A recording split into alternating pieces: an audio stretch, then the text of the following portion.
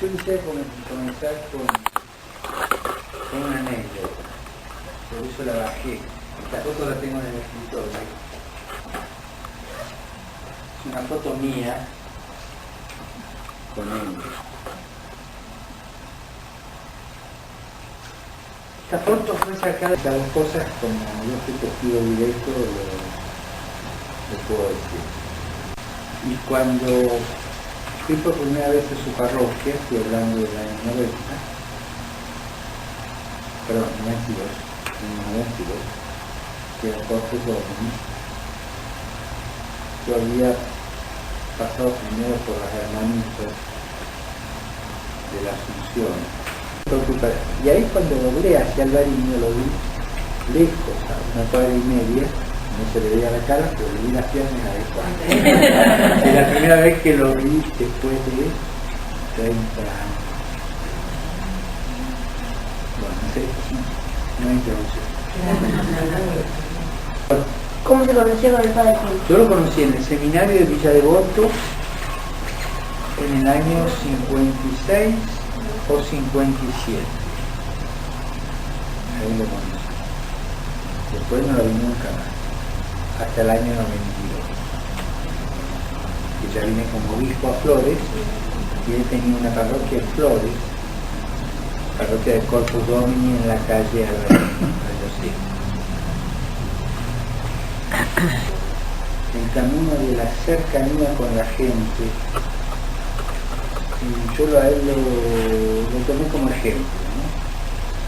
Y los primeros años de obispo solía ir a las reuniones que él tenía algunos miércoles con hombres en su parroquia. Y iba varios. Y ahí eso me enseñó y me marcó un camino de cercanía, de fraternidad, de rezar juntos con la gente. Y él reunía a los amigos, rezaba un rato, explicaba el Evangelio, y después se charlaba de todo un poco, después salían las pizzas y nosotros ese camino, él me enseñó ese camino de cercanía, ¿no? Y también me impulsó bastante a buscar los marginados, ¿no? Los chicos y las personas. Era un hombre muy pobre, un hombre que vivía pobre, vivió pobre y murió pobre. Tengo entendido. Después de Juan de Laurenti lo conocía más bien. Sí lo conocía porque venía al seminario, había presentado uno que fue compañero mío, que después dejó. Pero realmente Juan era un ejemplo del cura porteño, viste, que iba más allá de la misa, que estaba ligado siempre a una preocupación social. Entonces, nosotros éramos seminaristas y teníamos una simpatía muy grande por él. Realmente era un cura que te daba ganas de ser cura, porque uno lo veía y iba a decir, bueno, este cura de barrio quiero ser, ¿no? Y nunca le llegué a conocerlo mucho, pero eran de los tipos que te entusiasmaba para seguir en el sacerdocio, ¿no? Y decir, bueno, si uno es cura, quiero ser cura como uno de estos, ¿no? Como Juan. Así que sí, realmente el recuerdo de él es ese que tengo. ¿Y escuchaste hablar alguna vez de alguna anécdota o algo? ¿O algo que te acordara? No, lo que sí me acuerdo es que en el despacho de Bergoglio está la foto de Juan. Eso sí me acuerdo. Hay una foto de Juan y él. O sea que eso sí. Creo que Bergoglio también le tiene un respeto muy grande. Pero no me acuerdo de anécdota. Seguramente sí, porque lo presentó a Gustavo, que era un compañero nuestro y que después dejó el ministerio, y siempre hablaba, y siempre lo venía a visitar, así que lo conocíamos. Bueno, gracias. recen por mí, el pedido a todos, ¿no? Pero cuando yo lo vi por primera vez Papa, yo vi realmente un ser transformado en luz. Yo lo vi hasta físicamente distinto. Creo que todos lo vimos de esta manera. Entonces a mí me parece que no fue, la vida no lo hizo Papa por casualidad. Esto es un ser elegido por Dios, que le dio el Espíritu Santo y lo transformó. Y en el camino, por eso lo uno a Juan, en el camino le puso a Juan. Esto es lo que pienso yo. Porque se encontraron de casualidad, o como dicen algunos, la casualidad es el seudónimo que utiliza Dios para no figurar, ¿no? Porque se encontraron de casualidad, porque ¿quién iba a pensar que el padre Bergoglio de Córdoba iba a ser nombrado obispo de Flores? Y ahí se encontraron con Juan, como dijo el propio Bergoglio, lo había visto en el seminario en los años 50 y pico y nunca más. Y Bergoglio mismo dijo: lo que aprendió de Juan es el contacto con la gente, es la sabiduría de Juan en la calle, en la miseria de todos y en las virtudes de todos. Uno de los primeros consejos que te dio, me parece a mí, que vos querías, apuntabas mucho a la vida y como todo cura que recién se ordena, y él dijo: la necesidad y la miseria están en todas las capas sociales, ¿no es cierto? No solo No, porque tenía una visión absolutamente amplia de la realidad de la vida, ¿no? Y esto también lo mamó Bergoglio de Juan, y no fue casualidad. Me parece que era todo el camino de preparación para... Juan formó parte del camino de preparación para Bergoglio Francisco. Digo, no sé si fue casualidad, ¿no? Pero a Bergoglio nos nombran Papa un miércoles, el día de nuestra reunión. Y nos enteramos casi al mediodía, mandándonos mensajes por los celulares de este hecho tan importante. Y bueno, ¿y cómo terminamos festejando? ese miércoles a la noche. Exactamente, brindamos Con champán, ¿cómo fue? No, yo quería comentar, yo soy Lalo, quería comentar que bueno, yo llegué al grupo, creo que una de las últimas adquisiciones, ¿no? Estás a prueba todavía. Cuando ya no estaba Juan físicamente, pero yo lo conocí a Juan, lo conocí a través de ustedes, de sus testimonios y de la huella imborrable que dejó en cada uno. Es impresionante, ustedes transmiten un testimonio vivo de él. Él sigue vivo, él está acá. Eso era lo que quería decir. Nosotros con Verónica, mi mujer, lo conocimos a Juan en los cursos prematrimoniales, ¿no? Una de las cosas que primero me sorprendió de Juan es que, bueno, por supuesto nosotros no lo conocíamos y nos dijeron que el sacerdote ese día venía demorado a la reunión y claro, y de pronto entra un hombre canoso de pelo blanco en jeans y zapatillas y un suéter, digamos, un polo, como dicen, y claro, yo dije: ¿quién es este hombre? Digo, ¿será el bedel o el sereno del colegio? Y bueno, no, resulta que era el padre Juan. Así que el primer impacto, entró un cura de zapatillas, jean, y yo me imaginaba un cura con el cuellito, ¿no? El primer impacto fue encontrarme con el hombre, ¿no? Imborrable la imagen, claro, imborrable. ¿no? Y bueno, con Verónica me acuerdo que esa reunión terminó, nosotros ni siquiera habíamos hablado de casarnos nunca, no porque no estuviera en proyecto, sino porque no se había planteado, digamos, ¿no? Habíamos empezado los cursos con la intención de dilucidar si realmente lo nuestro podía ir para más, qué sé yo. Y yo me acuerdo que salimos de esa reunión, nos miramos y no hizo falta que dijéramos nada, que finalmente lo dijimos, este nos va a casar. Y lo casó. Claro, este cura nos va a casar, porque era haber visto a Juan y saber que ese era el cura y no podía ser otro, ¿no? Al menos, por lo menos hasta el momento que lo conocimos a él. Y bueno, y cuando finalmente le fuimos a decir que queríamos que nos case, bueno, que además la anécdota es que me citó a las 6:30 de la mañana de un sábado, digamos, con lo cual era una hora bastante inusual. Y a la media hora me llamó, supongo que me estaba jugando la broma, entonces a la media hora me llamó y me dice, no, me dice, venía a las 7:30. Igual bueno, pero era el hueco que tenía él para atender. Claro, sí, porque ahí. después arrancaba muy temprano su actividad. Y la realidad es que a Juan no le podías decir que no. No había forma de decirle que no. Él te decía, venite a las 5 de la mañana y no había forma de decirle que no, Juan. Era una cosa, como él decía, ¿no? El magnetismo, digamos, esa unión con Dios que hace que la palabra, ¿viste? Cuando Jesús le dice, sígueme, y todos largaron todo y se fueron atrás de él. Bueno, una cosa así, ¿no? Y bueno, y en esa charla que tuvimos con él, bueno, él nos preguntó dónde nos queríamos casar, por supuesto que nos dijo sí, sin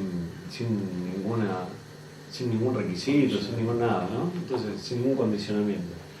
Y le dijimos, bueno, en la parroquia de San Pedro González Telmo. Y bueno, y nos preguntó por qué, digamos, ¿no? Porque, entonces, bueno, más o menos le explicamos, claro, digamos, las razones. Bueno, se da que San Telmo también era patrono de los navegantes y que en el altar que está al costado está la bandera de Galicia, de España, de Argentina, pero realmente, bueno, le explicamos, ¿no? Por qué era y algunas cosas más que por ahí por razones de tiempo no las puedo compartir. Y entonces me dice, bueno, dice, el cura que los va a casar también se llama Telmo. Y yo me quedé mirándolo y le dije, no, pero el cura de San Telmo se llama Ernesto Salvia, le digo. Entonces me dice, no, yo me llamo Telmo. Claro, porque es que nosotros no lo conocíamos por el nombre, porque él se llama Telmo Juan. Claro, Telmo Juan. Pero, digamos, nosotros lo conocíamos como el Padre Juan.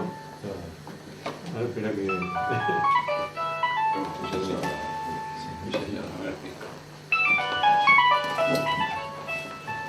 Y no, digo, y una cosa que él me dijo, mi papá me puso Telmo. Me dice, y yo nunca supe por qué. Y la cosa quedó así, como misteriosa. Pero yo noté como que que eso hoy se lo venía contando a Gabriel, digamos, en ese momento lo que noté es como que él le había caído la ficha de algo. Como que tenía que haber llegado ese momento para... Esa fue la impresión que a mí me dio. Y bueno, después, digamos, efectivamente nos casó y a los pocos días, sí, al menos de un mes, falleció. Y la semana previa de que él falleciera, me invitó a la parroquia, a Corpus, para invitarme a este grupo, porque digamos tampoco se puede hablar de Juan sin el grupo, ¿no? Y del grupo sin Juan. Y como también se trata de contar cosas de por qué estamos acá, ¿no? Entonces él me dice, bueno, te quiero invitar a un grupo de hombres que se junta todos los miércoles. Y entonces, justo en ese momento pasaba el Colorado con una soya, golpeando así por la escalera, de esa escalera angosta que tenía desamparado, golpeando, y me dice, hey, ahí está, dice, ese es el cocinero. y él se asomó y dijo, Juan, perdón, y me dijo, bueno, y una cosa linda que dijo, es un grupo de hombres, dice. Y en este grupo se comparte la vida, ¿no? A mí me hizo acordar lo comentaba, ¿no? Como el café, ¿no? O sea, porque Juan era una persona muy porteña, digamos, era muy porteño. Era un hombre del café, de los amigos, ¿no? Del pucho, del cigarrillo, ¿no? De la cancha, del fútbol, ¿no? Era un porteño, ¿no? Claro, del colectivo, ¿no? Entonces se comparte la vida, ¿no? Y qué sé yo, Y fue un regalo porque, digamos, conmigo fue muy generoso porque me regaló eso antes de partir, ¿no? Me regaló el grupo, ¿no? Además de tantas cosas que me regaló. Él era hijo de un albañil, Sí. mi papá era albañil. Siempre contó la anécdota que cuando él decide, porque en esa época cuando iban al seminario eran chicos de secundario, que hacían el secundario. Necesitaba una autorización especial. Claro. para poder. El padre no estaba conforme con la decisión y de hecho por mucho tiempo no iba a la misa donde él estaba. Pero dice que en los últimos momentos el padre iba a la misa, se sentaba, lo escuchaba, lo saludaba y se iba. Dice que a él le impresionó eso, ¿no? De que como el padre había, pero ya de grande, ¿no? De muchos años de cura, cómo había cambiado esa posición, ¿no? O sea, él estaba en la misa, papá,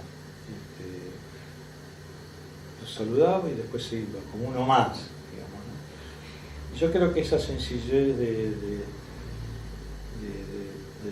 un hijo de albañil siempre lo demostró, ¿no? Yo me acuerdo cuando él estaba haciendo, cuando yo viví la época de la generación de hacer esa parroquia, que era una casita muy humilde, él pintando las paredes, con él acomodábamos los ladrillos, las baldosas cuando venía, o sea, una vivencia, uno más, era uno más. Entonces uno se sentía también muy cómodo en eso, porque te digo, yo volvía al laburo, pasaba por ahí, tomábamos algo y volvía a casa del trabajo, pero había que pasar por ahí, ¿no? Era compartir Era un un partido de referente. fútbol de ese día, era compartir algún problema de política que se daba en ese momento, pero era necesario hacer esa pasadita. Como antiguamente era compartir el café en el bar un rato antes, ¿no? Y bueno, ese era Juan, con sus debilidades y no debilidades, pero era un ser humano que te podía decir me siento mal, te podía decir hoy estoy feliz, hoy me duele, no sé, me duele la cabeza, cosas que a veces con los curas, lo que los vemos a veces con Cristo, que siempre están bien, ¿no? Cuando uno lo va a saludar dice, ¿cómo estás? Estoy bien. Pero Juan te decía, no, hoy estoy mal porque me pasó esto, o tengo este dolor, o me pasa esto. O sea, es una relación muy humana, ¿no? Entonces uno se sentía muy cómodo en decirle. Y yo siempre digo, un apasionado de la vida y de lo que él, como de las cosas que jugaba. Bueno, de hecho, como vos decís, un buen porteño y un bueno de café, el truco era una de sus pasiones, ¿no? Y no le gustaba perder. Claro, de hecho, bueno, en la reunión de los miércoles terminamos jugando el truco. A las cartas, claro. Y entonces no nos íbamos hasta que él nos ganaba. Así que podíamos ser a las 3, 4 de la mañana hasta que él ganara, bueno, y después levantábamos y nos íbamos. Hemos ido, ¿no? De 4 o 5 de la mañana, decir, bueno, basta. Y si no, el viejo cuando perdía decía, Juan, practicá la semana. Practicar la semana.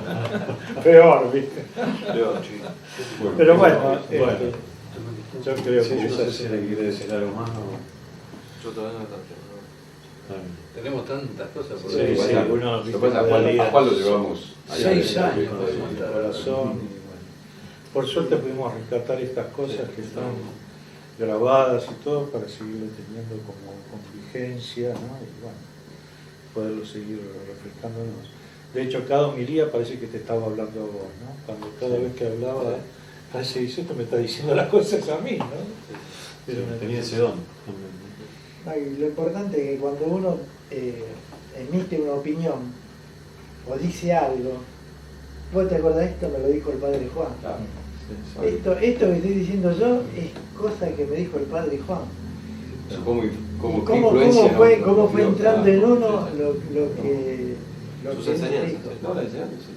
Que formaban parte, a partir de ahí. Como dijo el padre Juan, y Claro. como dijo esto, vos tenés mucho. Es como un dijo el antes y padre un Juan. después, ¿viste? Sí, porque era muy claro en los No, si en el charla de los viernes yo había cosas Ah. que en el seminario nunca había escuchado. La pierna del llano, hablaba cosas muy el Evangelio traducido a la vida, a lo llano, a lo concreto. Está buenísimo. Es como lo vemos a Bergoglio ahora, Sí, como claro. Francisco, que habla habla sencillo, todo el mundo se admira lo sencillo que habla el Papa. Y profundo a la vez. Claro, exactamente. No hay que ir muy arriba para hablar sencillo. Bueno, gracias.